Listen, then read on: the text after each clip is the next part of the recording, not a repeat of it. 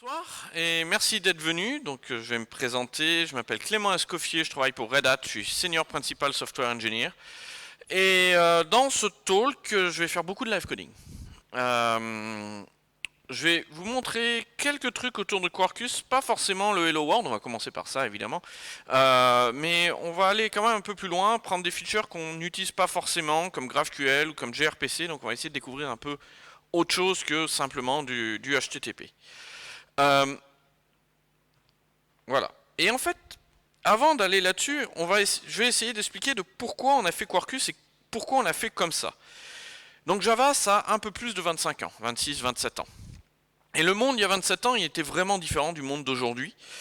Et principalement, la plupart des architectures qu'on construisait à cette époque-là étaient des monolithes. C'est-à-dire qu'on avait des grosses applications qui tournaient dans un seul process, tout était dedans. Et l'avantage de ces architectures, c'est qu'elles étaient relativement simples.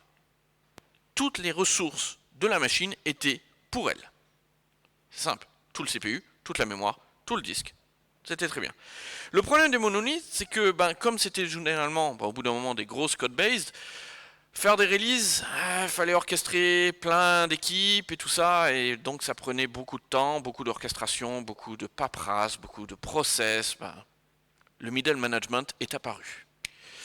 Et là, avec ça, on s'est retrouvé à faire des releases une fois par an, 2 fois par an dans le meilleur des cas. C'était pas terrible. En plus, quand le cloud, quand tout ça s'est popularisé, lorsqu'on avait un problème de performance ou un problème de charge sur le monolithe, la seule solution qu'on pouvait faire, c'était avoir une deuxième instance du monolithe complet. Ce qui n'était pas top parce que ça prenait quand même beaucoup d'espace, il fallait une autre machine, etc. Il y a quelques années, les microservices sont apparus. Alors les microservices ne sont pas apparus comme ça. Les microservices, c'est simplement l'évolution logique, c'est-à-dire que le monolithe, assez rapidement, il s'est retrouvé divisé en 3 tiers, puis ensuite en n tiers, et puis ces n tiers ont commencé à être distribués. Donc au final, il n'y avait pas tellement de différence, c'est l'évolution naturelle de ce qu'on faisait. Alors l'avantage du microservice, c'est que chacune de ces îles logicielles qui sont représentées sur ce slide va évoluer à son rythme. Donc quand on veut faire des releases, hop, on fait la release et puis voilà. Alors évidemment, sur le papier, ça marche super bien. En pratique, il faut quand même un peu d'orchestration. Si vous commencez à casser les API dans tous les sens, tous ceux qui vous appellent vont pas être super contents. Mais bon, l'idée, c'était d'avoir cette agilité en termes de business, de pouvoir délivrer de nouveaux features sans attendre 6 mois. Cependant, ceci est un système distribué. Or, comme je dis, c'est l'évolution classique, mais on a tout fait, particulièrement en Java, pour masquer la complexité des systèmes distribués. Et ça fait 30 ans que le middleware essaye de faire ça, ça fait 30 ans que le middleware essaye de cacher la complexité, et ça fait 30 ans qu'on échoue parce qu'en fait, ça ne sert à rien d'essayer de cacher quelque chose d'incachable. Il n'y a pas de meilleure définition d'un système distribué que celle de Leslie Lamport, qui est professeur émérite au MIT, qui a dit qu'on sait qu'on a affaire à un système distribué lorsque une machine dont on n'a jamais entendu parler plante quelque part et notre ordinateur ou notre système ne fonctionne plus. Grosso modo, ce qu'il est en train de dire, c'est un système distribué, c'est quelque chose qui est voué à l'échec. C'est super optimiste de commencer la soirée comme ça. Néanmoins, il va falloir gérer ces erreurs, ces fautes qu'on va avoir parce qu'elles font partie du jeu. Mais les cacher, ça ne sert à rien. Il va falloir vraiment les gérer. Alors si on suit l'évolution qu'on est en train de voir actuellement, on se déplace vers un monde de function as a service où là l'unité de déploiement est encore plus petite, ce n'est plus une fonctionnalité ou un service bien construit, c'est la fonction. Alors c'est quoi la grosse différence? La grosse différence, c'est que dans le monde de serverless, il n'y a rien qui tourne par défaut. Alors ça, c'est pas vrai, c'est comme le dire qu'il n'y a pas de serveur. En fait, il y a au moins un proxy qui attend votre requête. Ce proxy reçoit la requête et il va aller localiser et instancier la fonction, et créer une instance. Et puis, si vous avez beaucoup de requêtes, on va pouvoir créer beaucoup d'instances. Alors, ça a deux avantages. Un, le scale to zero, c'est-à-dire que normalement, s'il n'y a pas d'appel, on va utiliser 0 ressources. Et le deuxième, c'est que on va démarrer vraiment la demande, ce qui veut dire que il va falloir démarrer vite. Il y a des développeurs Java là? Ouais, c'est un jug. Hein. C'est quand la dernière fois que vous avez démarré une application qui a pris moins de 10 secondes?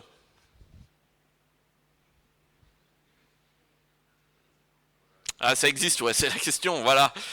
Euh, donc, le monde Java avec du serverless, c'est pas forcément facile parce que si ça met 10 secondes à démarrer, bah, l'utilisateur il attend. Alors vous pouvez dire oui, mais le pricing il prend plus en compte ce truc-là, ils ont vachement amélioré. Ouais, n'empêche que l'utilisateur il attend. Donc, lui, le pricing, c'est pas son problème. Lui, ce qu'il veut, c'est la fonctionnalité. Donc, l'autre chose, c'est que ces deux évolutions ont rencontré d'autres révolutions technologiques telles que les conteneurs, le DevOps, etc.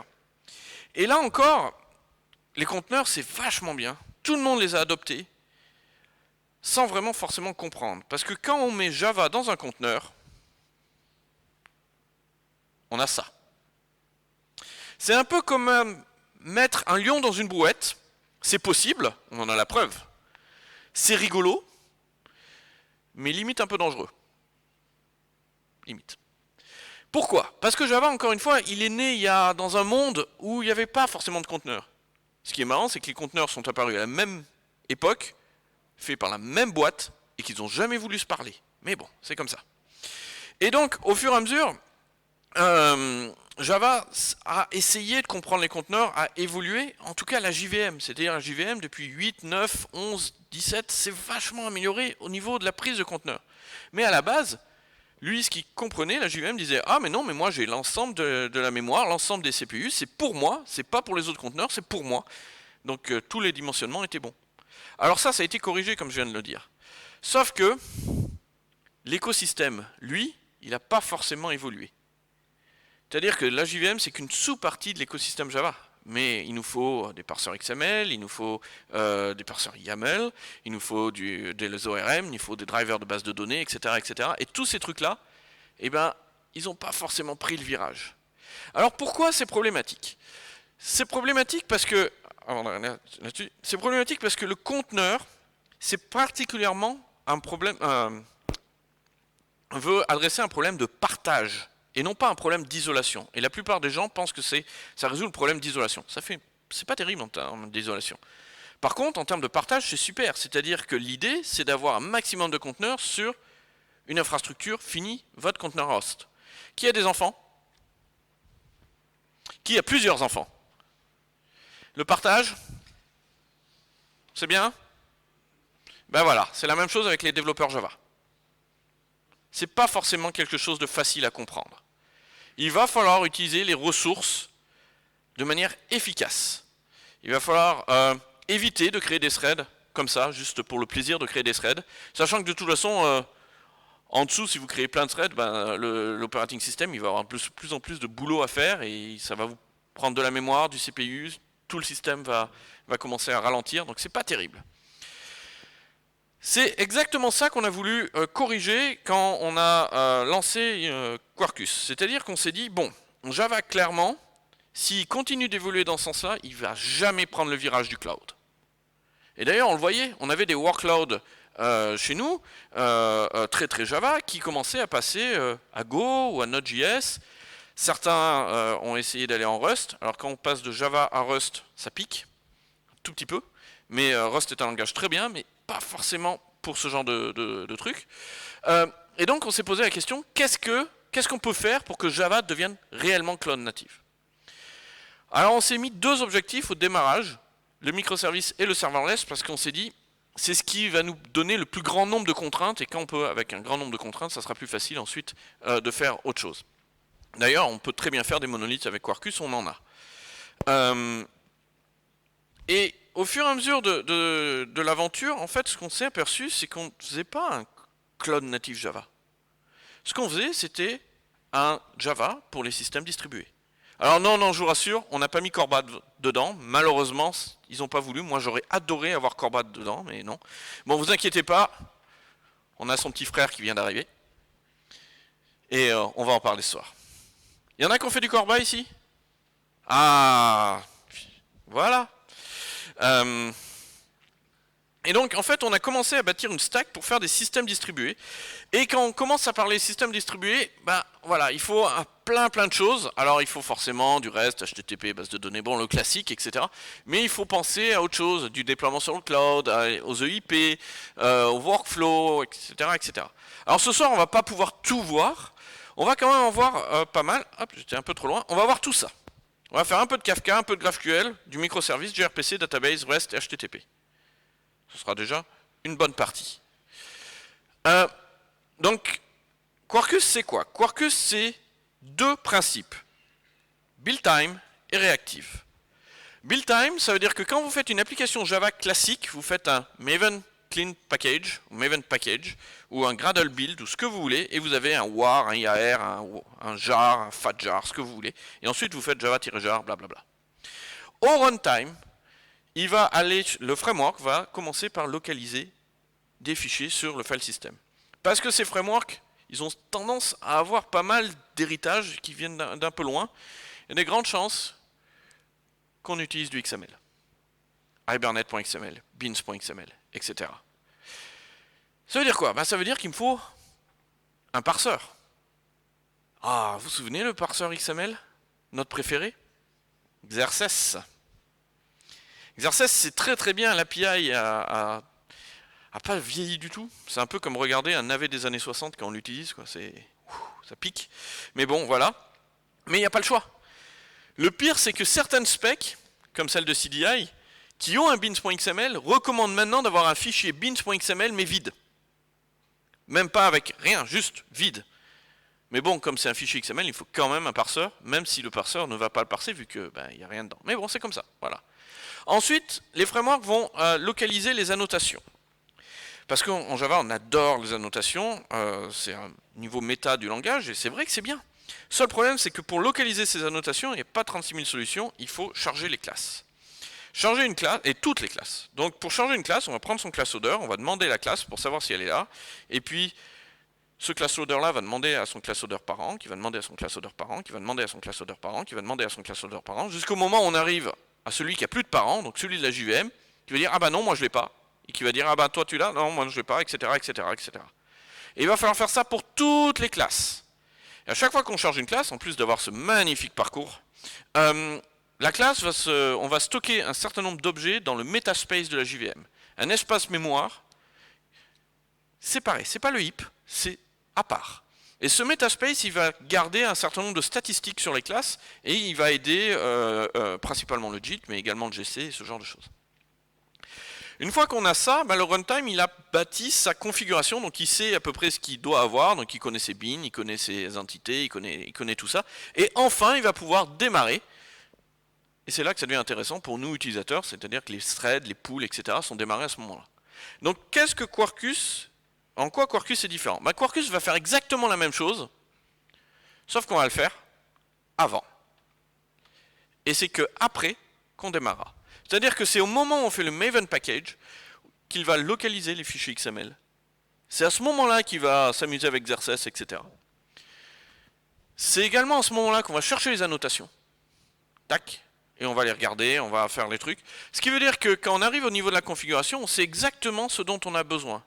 Donc ça nous donne un petit pouvoir supplémentaire, c'est-à-dire on peut prendre le jar qu'on voulait faire, et on va pouvoir lui injecter exactement le code qu'il faut pour démarrer notre application. Vu qu'on connaît tout, on connaît tous les beans, toutes les entités, etc.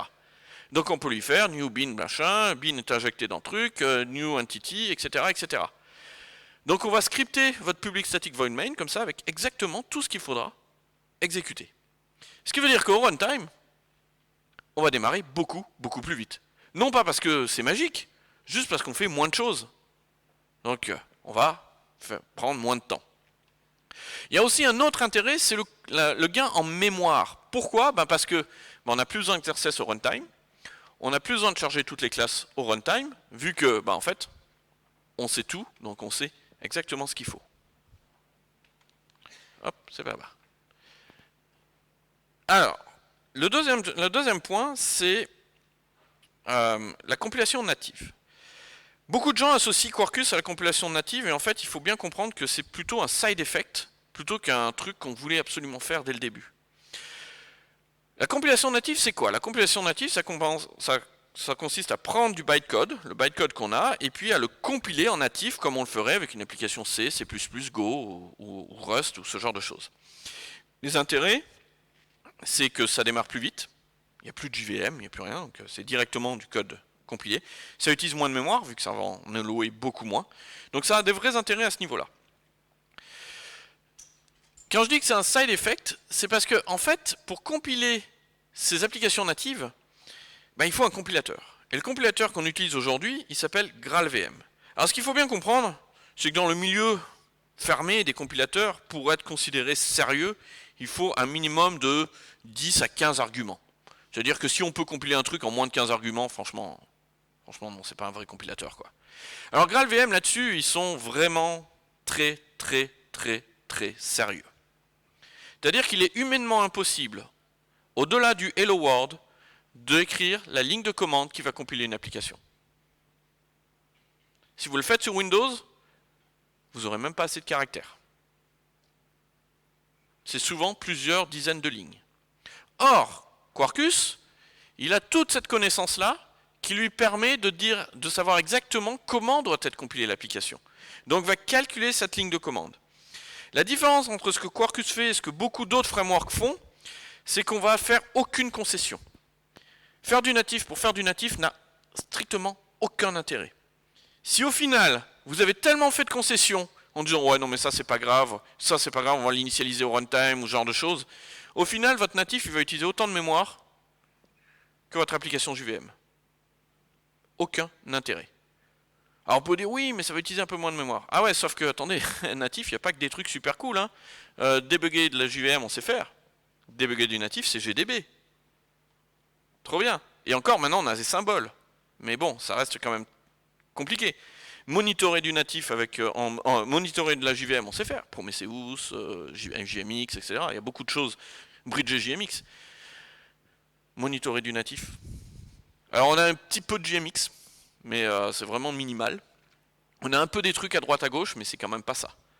Donc il faut vraiment avoir un intérêt pour aller sur le natif, des choses qui vont devoir démarrer très vite, utiliser très peu de mémoire, et généralement un temps de vie relativement court.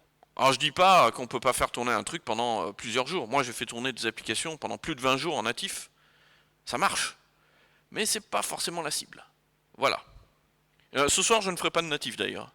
On n'a pas le temps parce que à 23h on est viré, compiler mes trucs en natif ça allait prendre 10 minutes. Maintenant je vais parler de la deuxième roue, la roue rose. La roue rose c'est en fait le moteur réactif de Quarkus. À la base de Quarkus, il y a un moteur réactif. Pourquoi? Parce que le modèle classique de thread que Java utilise rend Java très compliqué à mettre dans le cloud parce que ça utilise beaucoup de ressources, particulièrement dans les conteneurs. Donc il fallait une autre approche et c'est pour ça qu'on a mis ce cœur réactif. Est-ce que ça veut dire que tout le code que vous allez exécuter va devoir être codé en réactif? Absolument pas. Et on le verra ce soir, je ferai des choses, des fois réactifs, des fois pas réactifs. Et en fait, on va laisser Quarkus décider si le code applicatif, c'est du réactif ou de l'impératif et il fera son choix. Ce qui est important de comprendre, c'est qu'on peut avoir les deux en même temps, dans la même application. Parce que en dessous, tout est réactif, et c'est juste au-dessus que vous décidez ce que vous voulez. Alors pourquoi, c'est quoi le problème? Dans un modèle impératif classique Java, on reçoit une requête HTTP, on y associe une thread, qui vient d'un thread pool, un worker thread, qui va gérer cette requête de A à Z. Facile. Sauf que, on fait des systèmes distribués.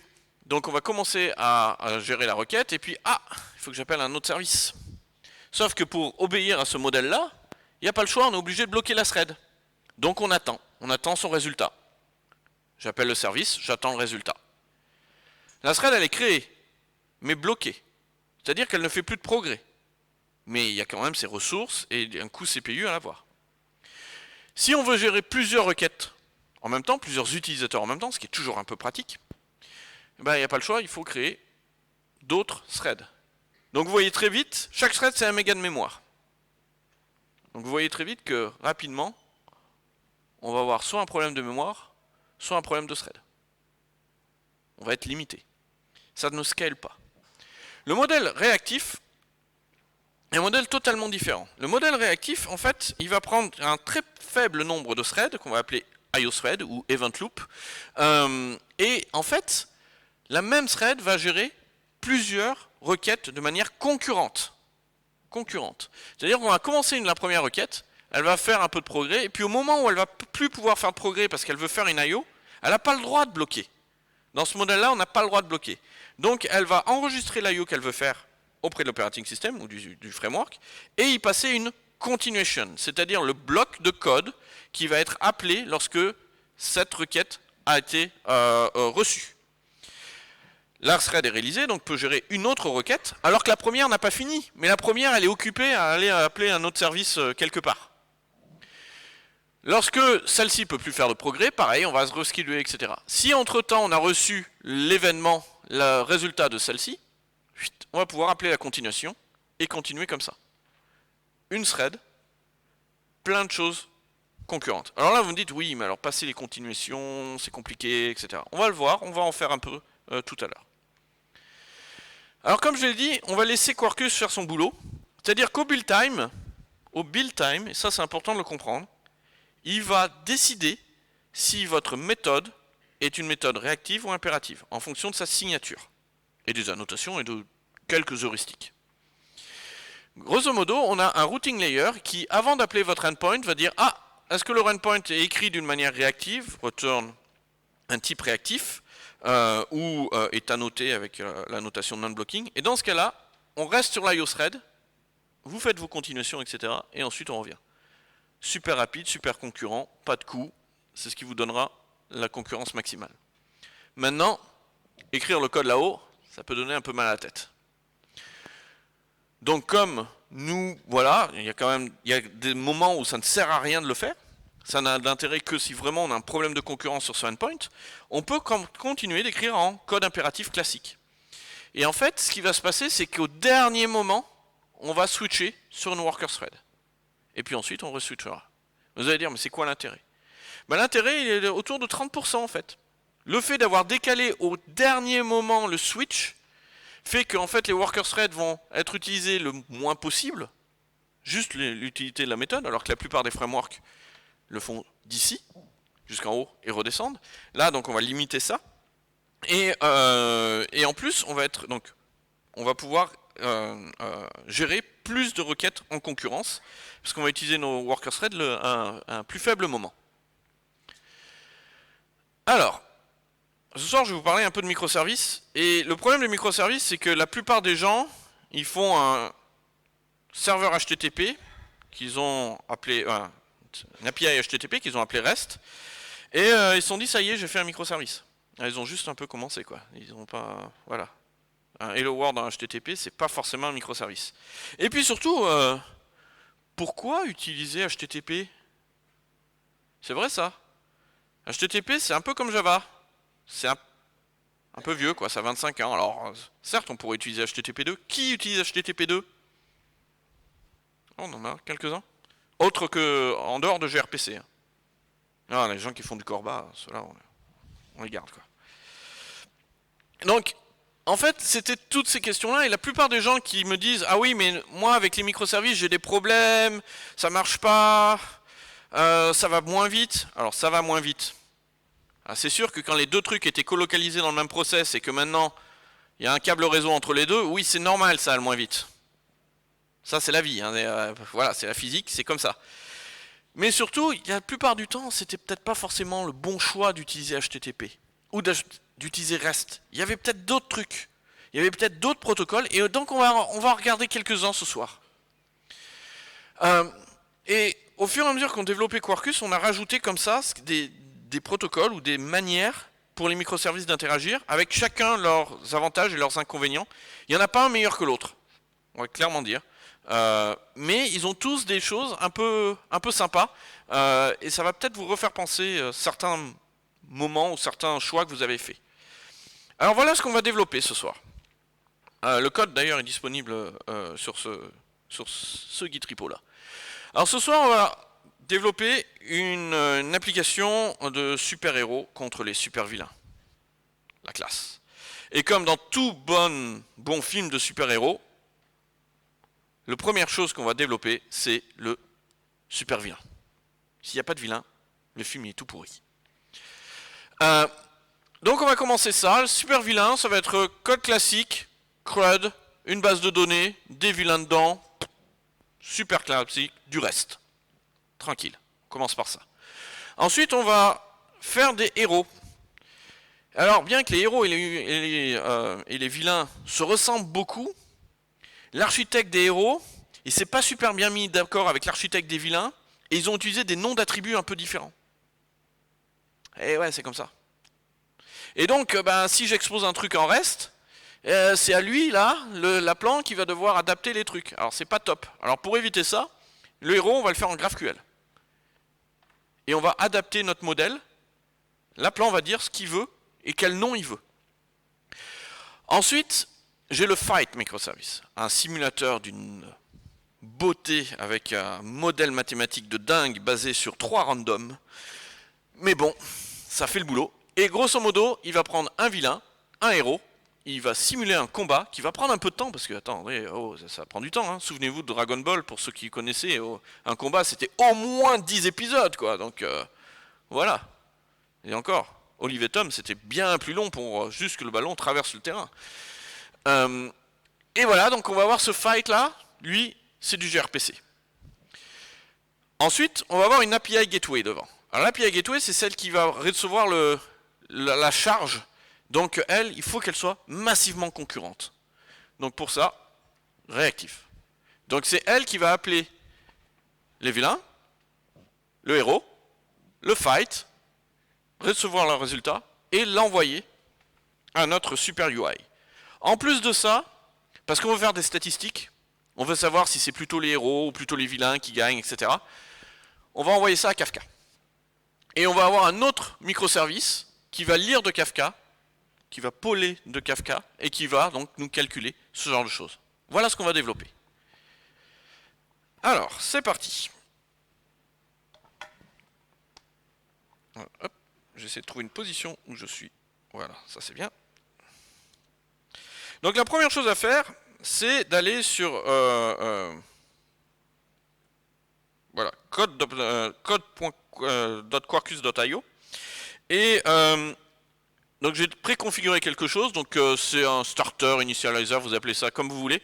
Et grosso modo, j'ai sélectionné un certain nombre d'extensions. Donc j'ai reste ici Jackson, reste ici Reactive Jackson, j'ai un JDBC driver, j'ai un Hibernate ORM with Panache, on va voir ce que c'est. Et voilà, donc là j'aurais pu télécharger et des IP, mais bon, pour gagner un peu de temps, je l'ai déjà fait. Et puis je l'ai importé dans mon IDE, et donc c'est ici. Voilà ce qu'on a.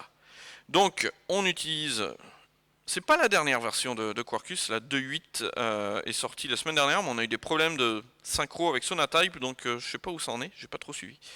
Hibernate with Panache, on va voir ce que c'est. Rest Easy Reactive with Jackson.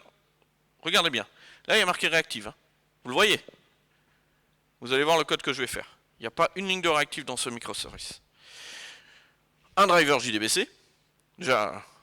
Vous le voyez bien, Reactive, JDBC, c'est quand même pas forcément les trucs qui vont bien ensemble. Arc, qui est notre implémentation de Dependency Injection. Et j'ai rajouté OpenAPI, on va voir pourquoi. Voilà. Mon application, actuellement, il n'y a rien, j'ai juste créé ça. Donc on va déjà la démarrer. Je vais la démarrer en mode dev. Donc ça se passe là-haut. Alors, ce qui est marrant... Left.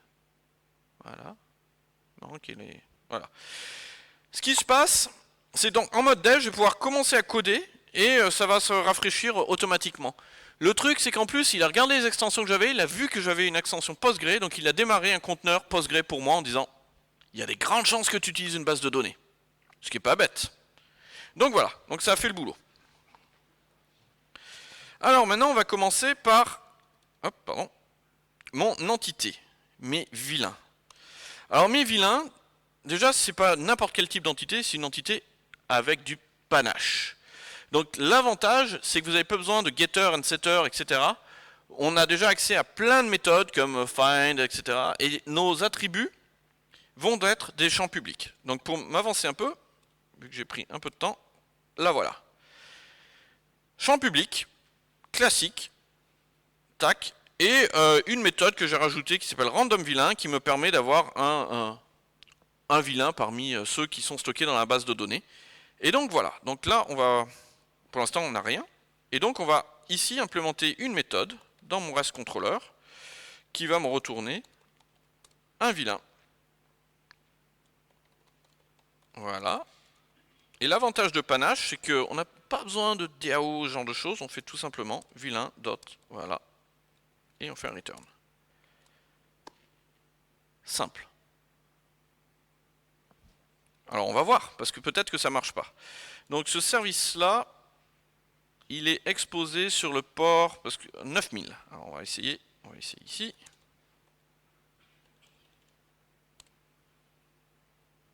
Voilà. Alors là, nous avons eu le vilain ID 58 avec un niveau de 24 000, oula, 242 000, je sais pas lire. Il s'appelle Chara, je ne sais pas du tout qui c'est. On a une petite image, on le verra peut-être. Oh, bah, ouais, il est fort, hein, il a le Powers Résurrection, c'est sûr que ça aide. Un autre, Sunskull, etc., etc., etc. Donc ça marche. J'ai mon premier microservice. Encore une fois, il se base sur STZ Reactive. Mon code, c'est du GPA classique avec du panache, hein, c'est tout. Mais j'ai déjà quelque chose. Alors maintenant, on va faire le héros. Alors le héros, il est un tout petit peu différent. Le héros, on va utiliser GraphQL. Donc la seule chose que j'ai fait par rapport à l'autre, c'est que j'ai utilisé Quarkus SmallRye GraphQL, qui est notre support de GraphQL. Et comme je vous ai dit, l'architecte du héros et l'architecte du vilain, ils ne sont pas forcément parlés, ils ne sont pas mis d'accord sur les noms à utiliser. Donc typiquement, vilain avait un champ qui s'appelait Picture, alors que le héros, il a un champ qui s'appelle Image. L'autre champ qui diffère, c'est Othername contre Longname. Donc il y a eu des petites différences comme ça. Est-ce que c'est grave? Ben avec GraphQL, non, parce que justement, on va pouvoir adapter et sélectionner vraiment ce qu'on veut. Alors, voilà. Là, j'ai une classe qui est annotée avec GraphQL API, ce qui veut dire, voilà, c'est ça mon entry point de GraphQL. Et donc, on va y mettre une query. Alors, avant ça, je vais démarrer l'application. Hop, et ici. Comme ça a le temps de faire le truc. Et on va, par exemple, commencer avec une query qu'on va appeler query, voilà. All heroes, voilà. Qui va retourner la liste des héros. Je l'appelle comme je veux, tac. Voilà. Repository.allHeroes. Voilà, comme ça. Alors c'est bon, ça a démarré. Et là, le truc, c'est que je suis pas un expert de GraphQL. Par contre, je suis un expert des trucs pour tester des machins bizarres. Donc, on va aller demander à Quarkus de m'offrir une UI qui va me permettre de tester mon truc GraphQL, comme on le ferait avec Swagger. D'ailleurs, sur le premier service, on avait Swagger. Je vais vous le montrer. Si je reviens sur le port 9000, hop là, on avait Swagger ici, et j'aurais pu appeler ma méthode directement ici. Du moment que j'utilise OpenAPI, on a Swagger en mode dev. C'est la boîte à outils vient avec vous. Là, on est sur du GraphQL, donc j'ai ma GraphQL UI. Donc celle-là, je vais la copier. Mais grosso modo, là, j'ai un all heroes, voilà, tac, et je veux l'ID, le name et le long name. Voilà. Par exemple, ah non, c'est vrai, il n'y a pas d'ID, donc je veux juste le name et le long name. Voilà, on voit qu'on peut voir la query qu'il va falloir faire. Cette query-là, elle sera émise par le client. Et en fait, ce qu'elle veut dire, voilà, moi je veux que tu m'exécutes telle query, mais je veux que tel champ et tel champ et tel champ. Voilà, il n'y en a que deux. Et je lance ça, et donc là, j'ai tous les héros que j'ai dans mon repository, dans ma base de données. Alors évidemment, nous, c'est pas ce qu'on veut, nous, on veut le random heroes. Donc c'est ce qu'on va faire. On va rajouter une query qu'on va appeler random hero.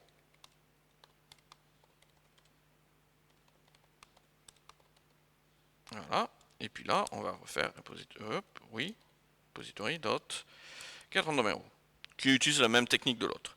Donc du moment que j'ai ça, je reviens ici et je me dis bon, on va quand même tester que ça marche. Voilà, random hero, je veux le nom, son niveau, et je veux le champ picture, mais qui en fait référence le champ image. Parce que si je fais ça, ici, j'ai le champ image. D'accord? Mais comme les vilains, ils ont décidé que picture c'était mieux que image, on est obligé de lui changer le nom. Ce qu'on appelle un alias. Et voilà. Donc là, l'intérêt, c'est quoi? L'intérêt, c'est que vous avez un modèle de données qui peut être très grand, par exemple, ou un tout petit peu différent, et que vous pouvez adapter au moment de la query. C'est-à-dire, je veux tel champ, pas celui-là, tel champ, voilà, vous pouvez décider. Vous pouvez imaginer que, par exemple, pour du mobile, on peut diminuer la taille des payloads parce qu'on va prendre que ce dont on a besoin. Typiquement, dans le client, je ne vais pas avoir besoin de du username et ce genre de choses. Parce que son autre nom pour faire un combat contre un vilain, ça sert à rien. Hein. C'est Batman qu'on veut, c'est pas Bruce Wayne. Hein. Donc voilà. Et donc on va pouvoir sélectionner, on va pouvoir transformer un peu nos réponses automatiquement. Alors, donc notre deuxième service, il fonctionne. Maintenant, on va attaquer justement le fight. Alors le fight, il est là. Et le fight, il va utiliser donc Quarkus gRPC. Alors, quand je dis que gRPC, c'est quand même assez proche de Corba, c'est qu'on a un IDL. On a cette interface texte qui va nous définir nos services et nos messages qu'on va échanger. Donc là, typiquement, j'ai la syntaxe Proto 3, bon voilà. Et donc, mon service, c'est un fight service. C'est un call RPC qui s'appelle fight, qui prend en paramètre des fighters et qui va retourner un fight. Voilà. Ensuite, j'ai mes messages. Donc, j'ai le message fighters qui est composé d'un héros, c'est ma première entité, et d'un vilain, c'est ma deuxième entité. Pourquoi il y a ces numéros? Parce que si un jour on évolue, on changera les numéros et on va tout de suite voir qu'il y a des problèmes de compatibilité. Un héros, c'est un nom, un niveau et une image. Voilà. Et un vilain, c'est un nom, un niveau et une image aussi. Voilà, donc on a décrit ces choses-là. Et ensuite, on a le fight qui est juste un conteneur pour avoir le nom du gagnant. Nom de celui qui a gagné le combat. Alors normalement, quand vous faites du gRPC, vous avez ce proto, il faut utiliser un compilateur qui s'appelle ProtoC, qui va générer du code en fonction de ça. Les marshallers, les unmarshallers, et plein de trucs un peu bizarres, etc. Alors utiliser ProtoC, c'est un peu comme utiliser les autres compilateurs, c'est pas forcément une expérience extraordinaire. Donc nous, ce qu'on a fait dans Quarkus, c'est qu'on a dit non, vous avez un proto, nous on va générer ça pour vous, vous avez besoin de rien faire. Vous changez le proto, ça va se régénérer automatiquement. Donc là, j'ai ce proto-là, je vais lancer mon application, hop, ici, Quarkus Dev, voilà. Et durant le... alors c'est pas durant le build time, parce pour ça on a rajouté une phase avant, on va générer les classes qui vont être nécessaires à l'application. Donc pour implémenter un service, en fait on va étendre une classe qui a été générée par ProtoC. Alors j'utilise beaucoup ProtoC actuellement, mais on est en discussion en disant est-ce qu'on pourrait pas enlever ce truc? Parce que bon, le problème de ProtoC, c'est que c'est du natif, donc si vous avez du M1, des laptops M1, il faut la version ARM. Si vous avez, si vous êtes, nous on travaille, on a IBM au-dessus, donc il nous faut des séries P, des séries Z. C'est super bien de compiler ProtoC en PowerPC. Ouais. Alors c'est pas moi qui le fais, mais bon, voilà. Donc grosso modo, ce qui se passe, c'est que automatiquement, ça a généré plein de choses. Ça a généré typiquement cette interface-là, où c'est nous qui l'avons d'ailleurs designé, où là on va dire, quand on a un fight service, on va avoir ce truc-là qui va être généré, c'est ça qu'on va implémenter. Et alors là, c'est quoi l'intérêt? C'est quoi le truc un peu bizarre? C'est qu'on va retourner un uni. Or là, comme on fait du gRPC, comme on fait un appel distant, être réactif a un vrai intérêt. En plus, comme je l'ai dit, un fight, c'est quelque chose qui va prendre du temps. Donc, on veut retourner une opération asynchrone, et c'est ce que uni fait, qui est un des deux types réactifs de Quarkus. L'autre, il s'appelle multi. Je ne sais plus si on le voit. Mais bon. Donc voilà. Donc grosso modo, qu'est-ce que je fais maintenant? Bah maintenant, il faut que j'implémente cette interface. Donc j'ai commencé là, et c'est là où j'ai ma signature. Alors pourquoi on a ces outer class, etc., etc. Ça c'est ProtoC. Ils adorent les builders et les inner class. Mais alors, à un point, c'est un truc de dingue. Et les classes finales aussi. Ça c'est moins cool, mais bon. D'ailleurs, on va voir. Donc là, qu'est-ce que j'ai? Ben j'ai dans ma requête, qui est un fighters, donc j'ai mon héros. Ok. J'ai également mon vilain. Voilà. Là encore, ça, cette classe-là a été automatiquement générée, hein, donc j'utilise juste les méthodes qui ont été disponibles. Et ensuite, il faut que je fasse un fight. Alors, je me suis fait un petit... mon simulateur de fight, ici, à base de random. Il est où mon random? Il est là. Voilà. Et donc, je vais faire un fight, héros, vilain. Ça me retourne mon... c'est mon winner. Sous la forme d'un uni, c'est-à-dire une opération asynchrone qui n'a pas forcément de résultat encore, mais qui va en émettre un à un moment donné. Un uni peut émettre deux types de trucs, un résultat ou une erreur. Et ouais, parce que c'est un système distribué, donc l'erreur est là. Alors là, on va dire que tout va bien, et on va ignorer l'erreur, mais normalement, on devrait faire winner.onFailure, recover with, ou ce genre de choses. Par contre, il faut que je passe de ce uni de string à un uni de ce machin-là. Donc c'est ce qu'on va faire là. Et là, c'est là que vous allez voir la joie des builders de gRPC. Son petit côté corba. Donc, quand j'ai mon winner, quand j'ai mon résultat, je vais le transformer pour avoir mon fight. Donc là, c'est mon winner. New fight. Alors, hop, je vais prendre ça parce que j'ai beaucoup de classes qui s'appellent fight. Tac. Point. New builder. Voilà, builder. Hop là. Qu'est-ce qu'il me fait? Je suis pas content avec cette... Ah mais... Voilà. New builder, voilà. Hop. Set winner. Winner. Et ensuite, build. Et on va retourner ça. Non, c'est W, pardon. C'est le nom de... C'est mon item. Alors vous me dites, mais pourquoi ils sont passés par des builders, des trucs comme ça? C'est qu'en fait, nous là, on n'utilise que la partie facile, mais il y a beaucoup de choses qu'on peut faire sur ces objets protobuf.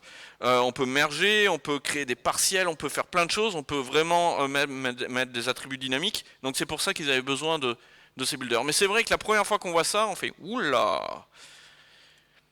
Alors c'est quoi l'intérêt quand même de gRPC? gRPC, donc déjà on a cette idée de contrat qu'on n'avait pas dans GraphQL et qu'on n'avait pas dans REST. On a ce contrat qu'on va pouvoir échanger. Comme ça les architectes ils sont forcément d'accord parce qu'on a un contrat qui sera utilisé pour le serveur et pour le client. L'autre chose c'est que gRPC par défaut, même si c'est pas limité à ça, va utiliser HTTP2 en mode TLS, donc avec la sécurité, et c'est sérialisé. Pourquoi on a ces builders, etc. Parce que derrière, c'est du protobuf et c'est hyper compact. Donc c'est compact, sécurisé et extrêmement rapide.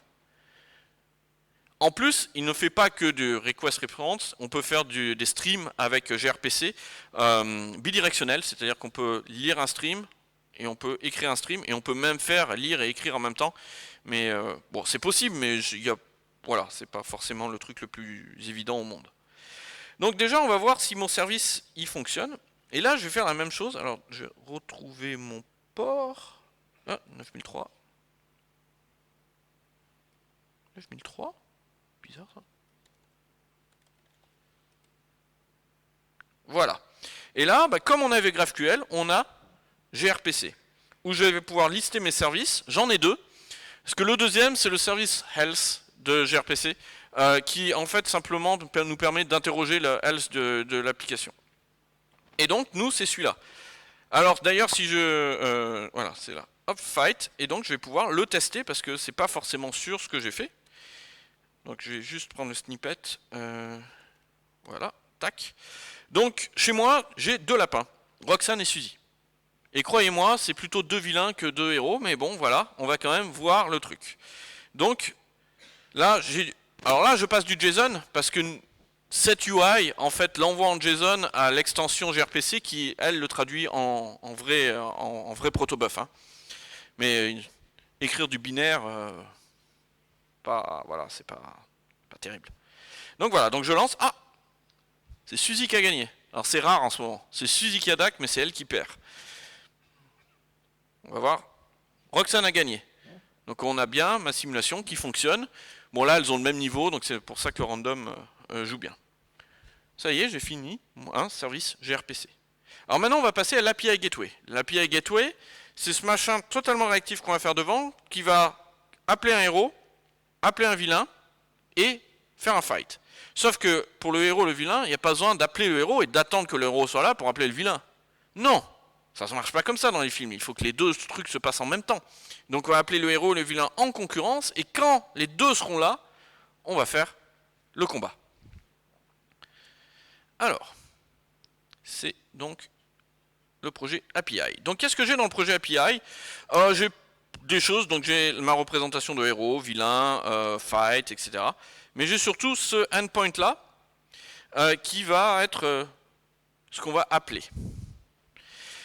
Donc j'ai besoin déjà de pouvoir appeler mon vilain de service.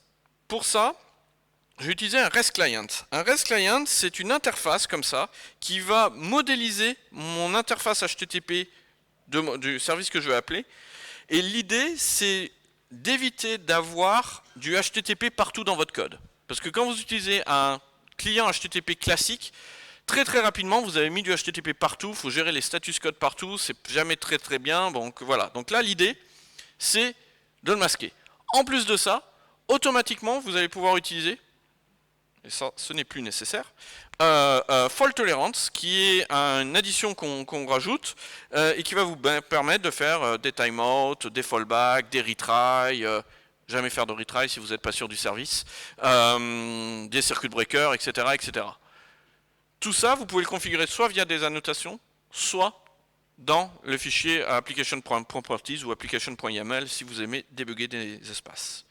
Donc là, par exemple, je pourrais mettre des délais, des machins, des trucs. Voilà. Alors, là, je pourrais très bien avoir un getVillain qui retourne un vilain directement. Dans ce cas-là, Quarkus va dire « Ah, cette méthode-là, elle est bloquante. » Et automatiquement faire le switch qu'on a vu. Mais là, comme je suis dans une API Gateway, je ne veux pas faire ça, et donc je retourne un unit vilain. C'est tout. C'est-à-dire quelque chose qui va recevoir un vilain quand ce vilain sera disponible. Pour le héros, alors on a la même chose en GraphQL, mais je voulais vous montrer une version un peu dynamique. C'est-à-dire que là, je vais utiliser un GraphQL Client qui s'appelle Dynamic GraphQL Client. On aurait pu utiliser le TypeSafe, mais c'est juste pour vous montrer qu'il y a les deux possibilités. Il y a également cette possibilité-là en HTTP aussi. Vous utilisez un truc HTTP classique. Et donc là, l'idée, c'est d'écrire la query, la même query qu'on a écrite dans l'éditeur, c'est-à-dire random hero avec name, level et image qui est mappée sur picture. Voilà, donc on peut décrire le truc comme ça. On aurait pu très bien le faire avec du TypeSafe, mais là je voulais vous montrer ça. Pareil, on aurait pu le faire qui retourne un héros directement, bloquant, mais comme je suis dans une API Gateway, je vais utiliser le mode asynchrone de GraphQL qui se base sur ce qu'on a mis en dessous dans Quarkus. Pour le fight, il y a besoin de rien, parce qu'en fait, le proto-C a également généré le client. Donc, j'ai déjà mon client. Et alors, j'ai le client bloquant, j'ai le client mutiny, j'ai le client avec des observeurs, j'ai plein de clients. Voilà. Alors, qu'est-ce qu'il nous faut ici? Bon, alors la première chose, c'est qu'il nous faut le REST client qui va nous permettre d'appeler le vilain de service. Voilà. Ensuite, il nous faut le hero service. Alors pourquoi là j'ai REST client et j'ai pas l'inject? Parce que comme ça c'est un qualifier, on peut enlever l'inject, ça sert à rien. Ça sert à rien de se répéter. Et pareil ici, et client, voilà. Et alors il faut que je me souvienne du nom, ça doit être ça. Voilà. Voilà. Alors le nom, hop, je vais aller quand même le vérifier. Il est ici. Il est. Fight service, c'est ça. Voilà. Et donc là, maintenant, je vais faire la même chose que j'ai fait à peu près tout à l'heure. Donc, villain.getVillain. J'ai un uni de villain. Heroes.getHero, random hero. On s'est même pas mis d'accord sur les noms des méthodes. Alors, je vous dis pas, les architectes entre les vilains et les héros, c'est pas ça. Hein. Voilà. Et maintenant, je veux que les deux soient là, que j'ai le résultat de mes deux opérations asynchrones avant de continuer. Donc, je vais créer une nouvelle uni qui va être créée à partir de la combinaison des deux autres unis, donc vilain et héros, voilà. Et puis je vais packager les deux résultats quand ils seront disponibles dans un tuple. Voilà. Et quand j'ai ce tuple là, je vais pouvoir dire, ben voilà, je veux chaîner ça avec, donc là j'ai mon tuple, avec une autre opération asynchrone qui est l'appel à mon fight service. Donc là je me suis fait une petite méthode qui me permet d'éviter de vous remontrer des builders et des machins, des trucs comme ça, qui s'appelle invoke fight service et qui va faire le boulot.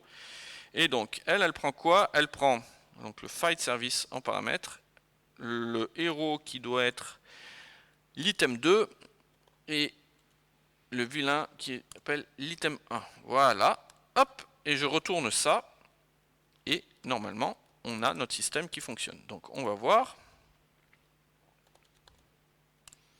Maven Quarkus Dev, encore une fois, j'aurais pu le lancer avant, j'aurais dû le lancer avant. Et là, vous allez voir mes grands talents de front-end développeur. Vous n'allez pas voir grand-chose, hein, mais bon. Ah oui, alors là, ce qu'il a fait, c'est que je ne vous ai pas montré la liste des extensions, mais comme on va continuer avec un peu de Kafka, il a automatiquement démarré un broker Kafka aussi. Alors comme démarrer un broker Kafka classique, ça prend un peu de temps, on a choisi une implémentation légère qui s'appelle Red Panda, qui est une implémentation du protocole Kafka en C++. Ça pique si vous regardez le code, mais vraiment. C'est vraiment intéressant et ça démarre en 2 secondes. Par contre, c'est pas un vrai Kafka. On a également la possibilité de faire démarrer un vrai Kafka si vous voulez. Donc voilà, donc là mon application, hop, il faut que je retrouve le nom du port. Ah, voilà, 9999. Et donc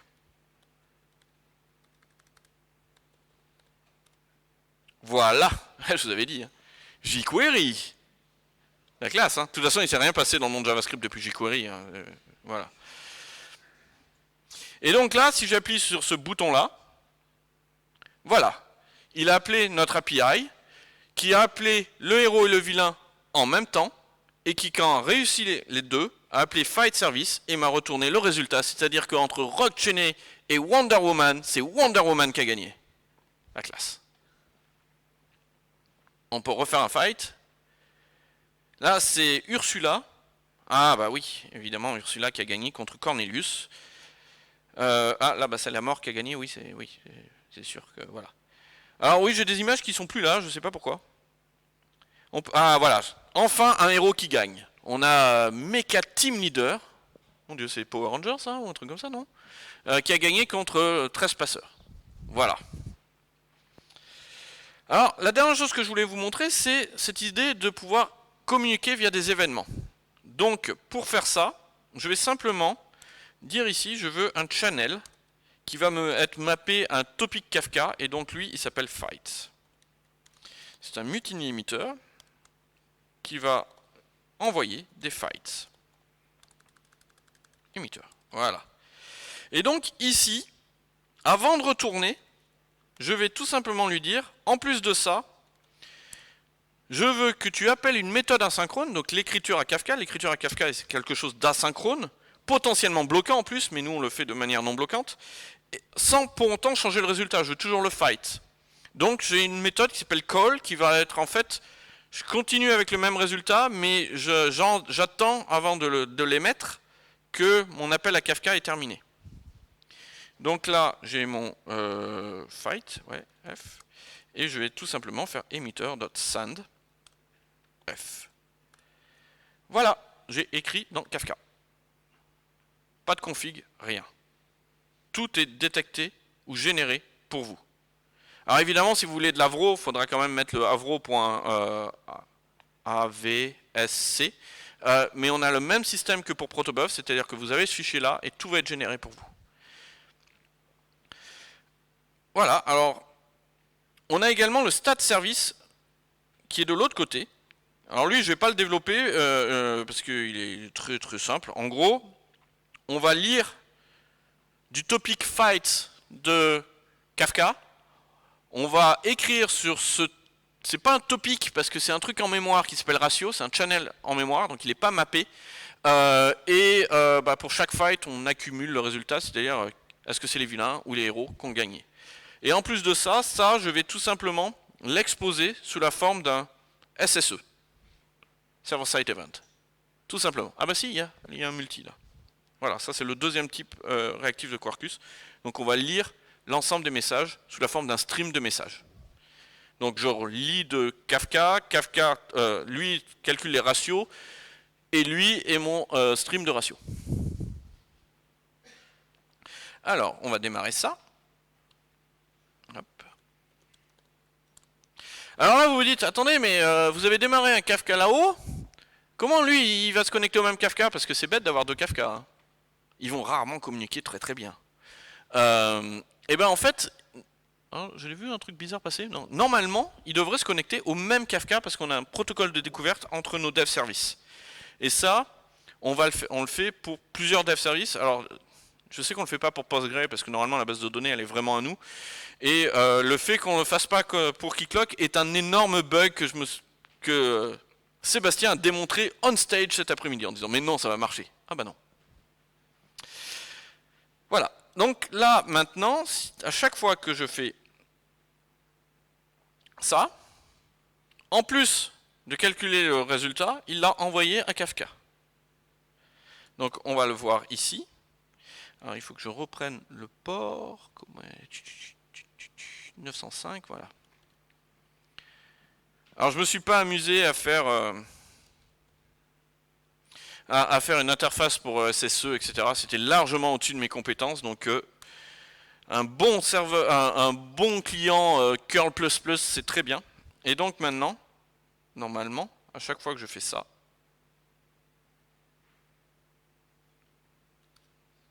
on a le SSE qui nous dit que là, on a fait 6 combats, les héros ont gagné 5 fois et les vilains une seule fois. Yes, nous sommes sauvés. Alors vous dites, oui, ok, c'est très bien, mais comment on fait pour aller plus loin là? C'est tout en mode dev, c'est bien, mais on veut déployer sur du conteneur. Alors, je ne vais pas forcément le montrer là. Voilà.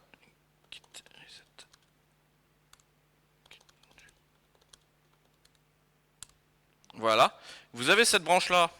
Alors oui, tous les dev services vont, parce que j'ai changé le code, donc évidemment ils vont essayer de redémarrer, donc on va éviter ça. Mais grosso modo, si je prends par exemple le Hero Service, j'ai rajouté un certain nombre d'extensions, en fait 2. Else, qui va m'exposer des health checks automatiquement. Et c'est les autres extensions qui vont contribuer à ces health checks. Donc là, il n'y en a pas, mais par exemple, si vous avez une base de données, on va avoir le health check de la base de données, etc. Vous pouvez également écrire du code. Et moi, je vais utiliser OpenShift, mais on a la même chose pour Kubernetes.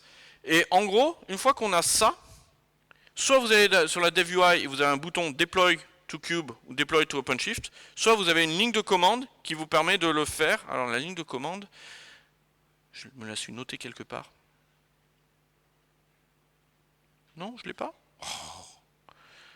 Je suis sûr que je l'ai noté quelque part. Hein. Parce que je l'oublie à chaque fois, donc je me connais. Là, voilà. Maven Verify. Voilà. Tac. Quarkus Kubernetes Deploy True, Quarkus Container Image Build True. En gros, on lui dit, fais-moi un conteneur et déploie-le-moi.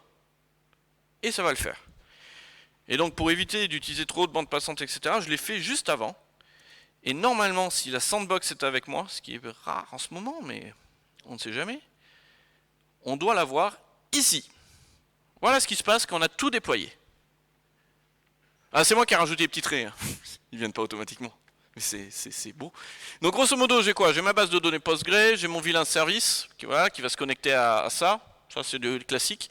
On a notre API Gateway qui va appeler les trois. Voilà. Le Kafka que j'utilise, c'est ce qu'on appelle un Managed Kafka. Donc c'est un Kafka qu'on a chez nous. Et il est bindé via Service Binding Operator. Donc c'est-à-dire que grosso modo j'ai juste fait le bind et ça s'est mis au bon pod automatiquement. Et voilà, et donc là, si je vais sur cette route là, ici, j'ai exactement la même application, juste un peu plus lente. Ouais, parce que la sandbox c'est moins puissant que mon laptop, hein, il faut bien comprendre. Hein. Voilà, et pour ça j'ai simplement, alors des fois j'ai configuré un peu la config ou ce genre de choses, on a des extensions pour ça, mais sinon c'est simplement écrire, rajouter les extensions et faire la ligne de commande. Donc très rapidement vous pouvez avoir ça. Et ça marche très bien sur Cube, ça marche sur Minikube, ça marche sur Rancher Desktop. D'ailleurs c'est une très bien Rancher Desktop, vous pouvez l'utiliser, moi j'aime beaucoup. Et c'est tout ce que j'avais pour vous. On va voir, j'ai peut-être un slide. Non, pas celui-là. Pas celui-là.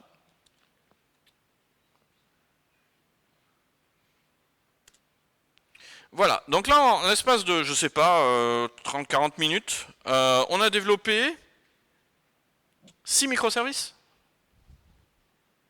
5 microservices, en utilisant 5 protocoles d'échange différents.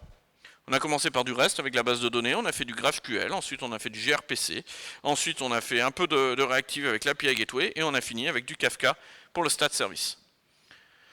Entre le temps de démarrage, si je fais le temps de déploiement sur OpenShift, le temps de déploiement sur OpenShift prend à peu près 10 minutes, tout compris. C'est juste, bon, voilà, c'est juste regarder des lignes défilées, il n'y a aucun intérêt. Donc voilà, il faut compter à peu près ça. Il y a une autre présentation qui a été recordée, je ne sais plus où je montre en 30 minutes, partir de code.quarkus.io, développer un truc qui va utiliser un service distant et une base de données, le déployer sur OpenShift en moins de 30 minutes. Bon, c'est sûr, je ne réfléchis pas trop sur le code que j'écris, mais ça vous montre un peu le truc. Et la dev UI qu'on a vu aujourd'hui, combinée avec le dev mode, puis on a également le continuous testing, c'est-à-dire si vous faites des tests, ça va exécuter les tests automatiquement à chaque fois que vous faites un changement. Ce qui est vachement bien, ça veut dire que le vendredi soir, c'est 5 heures, vous avez soif, vous voulez absolument committer votre truc, et là vous voyez que dans le dev mode, il vous marque, il y a 25 failures. C'est peut-être pas le moment de committer. Lundi, c'est bien aussi. Donc voilà, on a ce genre de choses. Toute la boîte à outils vient avec. Et c'est toute l'idée, c'est vraiment frictionless experience, c'est-à-dire que vous n'avez pas besoin d'installer d'autres outils. Alors moi j'adore HTTP, le client type curl, mais je l'utilise de moins en moins parce qu'en fait on commence à avoir l'équivalent dans la dev UI, qui est là d'ailleurs, c'est Bill a montré cet après-midi, mais voilà, il y a ce genre de choses qui arrivent. On va avoir une dev UI sur Kafka parce que je sais que c'est souvent quelque chose qui revient. Ça arrive. C'est juste que je peux pas utiliser mes grands talents de jQuery pour ce genre de truc. Il paraît qu'il faut être un peu meilleur. Donc je cherche quelqu'un d'un peu meilleur. Voilà, c'est tout ce que j'avais à dire. On n'a pas tout regardé dans Quarkus, il y a plein d'autres choses. Et d'ailleurs, la CB va nous faire un truc avec le cube opérateur en haut à gauche. Il va nous montrer comment on peut faire un opérateur cube en Java. Et tout ça avec le dev mode et tout. Hein. Donc tout ce que je vous ai montré, ça va marcher. Merci.